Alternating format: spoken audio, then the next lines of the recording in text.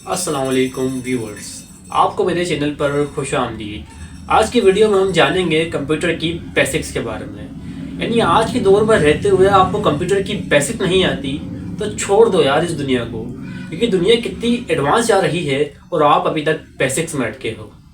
लेकिन टेंशन लेने की कोई ज़रूरत नहीं, क्योंकि मैं आपके लिए लाया हूँ बेसिक कंप्यूटर का फुल कोर्स। तो वीडियो को पूरा देखें। शुरू करते हैं अब।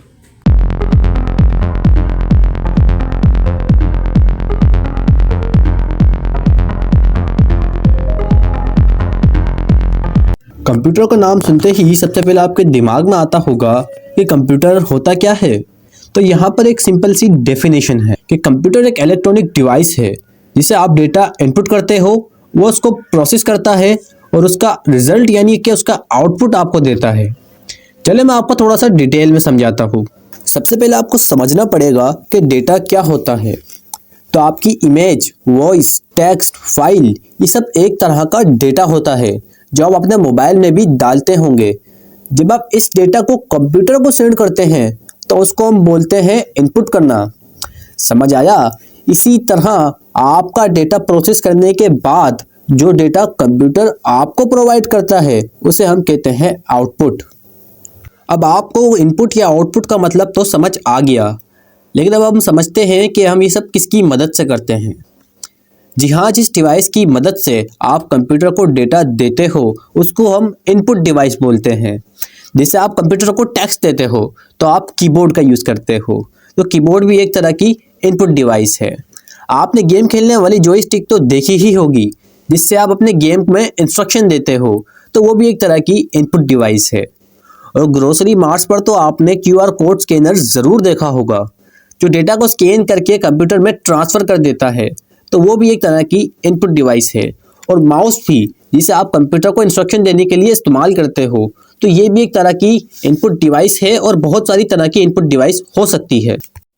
अब देखें अगर आउटपुट डिवाइस को, तो वही बात कि जिस डिवाइस की मदद से कंप्यूटर आपको डेटा देता है उसको हम कहते हैं आउटपुट डिवाइस।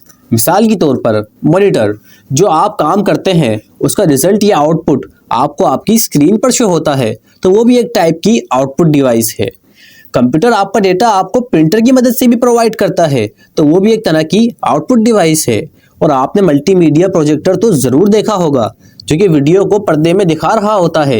ये भी एक तरीके से आपको डेटा ही प्रोवाइड कर रहा होता है, तो ये भी एक तरीके की आउटपुट डिवाइस है। और भी बहुत सारी आउटपुट डिवाइस की टाइप्स हो सकती है। मैंने आपको इनपुट या आउटपुट का तरीका तो बता दिया, लेकिन जो इसके बीच प्रोसेसिंग का काम होता है वो आपका सीपीयू करता है। सीपीयू की फुल फॉर्म होती है सेंट्रल प्रोसेसिंग यूनिट, जिसको आप प्रोसेसर भी बोल सकते हो। आपका कंप्यूटर कितना अच्छा वर्क करता है वो उसके प्रोसेसर पर डिपेंड करता है। इसके ऊपर अगर आप कोई डिटेल वीडियो देखना चाहते हो तो कमेंट में सीपीयू लिखकर भेजो। अब हमें ये तो पता चल गया कि आप कंप्यूटर को इनपुट या कंप्यूटर आपको आउटपुट कैसे प्रोवाइड करता है, लेकिन सवाल ये है कि जो डेटा आप कंप्यूटर को प्रोवाइड करते हो, फिर चाहे वो इमेज एडिटिंग हो या वीडियो एडिटिंग हो या कोई कैलकुलेशन हो, वो करता किसके जरिए है? तो वो एक सॉफ्टवेयर या हार्डवेयर के जरिए करता है। तो चलिए हम जानते हैं पहले हार्डवेयर क्या होता है। तो हार्डवेयर की एक सिंपल सी डेफिनेशन मैं आपके सामने रखता हूँ कि कंप्यूटर का कोई भी पार्ट जिसको आप टच कर सकते हो वो कंप्यूटर का हार्डवेयर होता है। और जाहिर सी बात है, उन्हीं पार्ट्स के जरिए आप कंप्यूटर को कोई काम करने देते हो। और अगर मैं बात करूं सॉफ्टवेयर की, तो सॉफ्टवेयर एक ऐसी चीज है जो कंप्यूटर को कंट्रोल करती है। वो कंप्यूटर को बताती है कि आपने अब करना क्या है।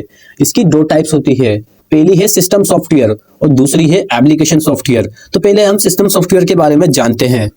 सिस्टम सॉफ्टवेयर एक ऐसा सॉफ्टवेयर है जिसके बगैर आपका कंप्यूटर सिर्फ कचरा है। क्योंकि आपको तो पता ही होगा कि जब कंप्यूटर की विंडो उड़ जाती है तो फिर आपका कंप्यूटर किसी काम का नहीं रहता, क्योंकि यही वो सिस्टम सॉफ्टवेयर है जो आपके हार्डवेयर कंपोनेंट्स को भी कंट्रोल करती है। अब अगर देखें एप्लीकेशन सॉफ्टवेयर को, तो ये कुछ ऐसा सॉफ्टवेयर होता है जो कि सिर्फ कुछ मुख्तसर काम कर सकता है। जैसे गेम्स, अगर आप गेम्स डाउनलोड करोगे तो आप उसमें खाली गेम्स खेल सकते हो। अगर आप फोटोशॉप डाउनलोड करोगे तो उसमें आप खाली इमेज बना सकते हो, या आप कैपकट डाउनलोड करोगे तो आप वीडियो एडिटिंग कर सकते हो। अगर मैं बोलूँ गेम्स के अंदर आप वीडियो एडिटिंग करो तो आप वो नहीं कर सकते, या मैं बोलूँ अगर आप फोटोशॉप के अंदर वीडियो बनाओ तो आप वीडियो नहीं बना सकते। तो ये सॉफ्टवेयर ऐसा होता है जिसे हम ऐप्स भी बोलते हैं, और ये कुछ मुख्तसर काम ही कर सकता है।